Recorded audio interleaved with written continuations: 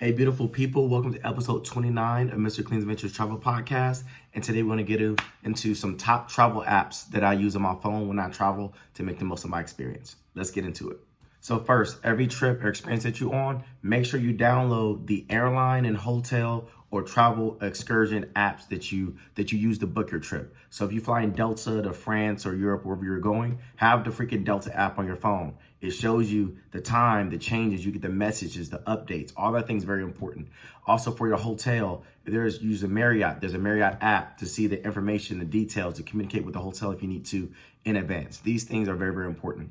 Second, currency converter. So XE is the name of it, but if you can use many on app, you can go to just the Apple and download one. But basically any country that you're in, you can download the currency or the country you're going, the currency that you use. So when you're trying to figure out how to haggle, negotiate in prices, you can see the US dollar version and as well as the local currency version and what it is, and you determine whether or not that price is a good price for you. Because if you don't, you'll end up getting scammed or taken advantage of by paying exorbitant amount of price in their currency, when in reality, that thing that's supposed to cost $2 US, they're trying to charge you $5, $6, $7, $8 for.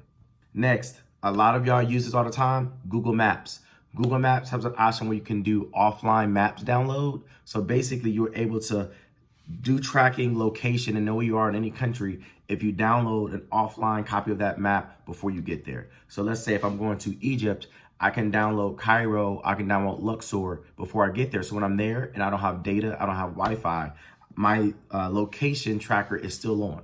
I don't know how Google does it, but it seems like they got to find a way for the data to work, even though you don't have access to it. But it's an amazing feature if you want to save data or you don't have data and you still want to navigate, get around and find places in the city or place that you're traveling.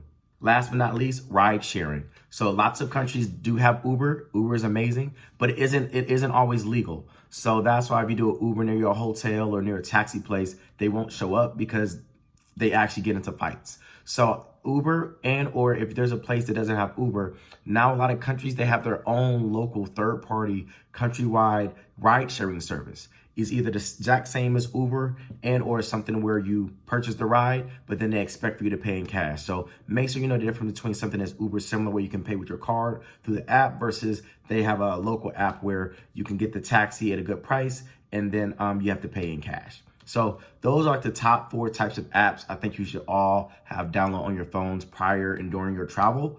And then, let me know what other apps you may use if you travel that you think I should share with some of my followers. So that's it for episode 29 of Mr. Clean's Adventures Travel Podcast. Please continue to follow me at @Mr. Clean on IG, as well as my YouTube channel, Mr. Clean's Adventures Travel Podcast. Have a good one. Peace.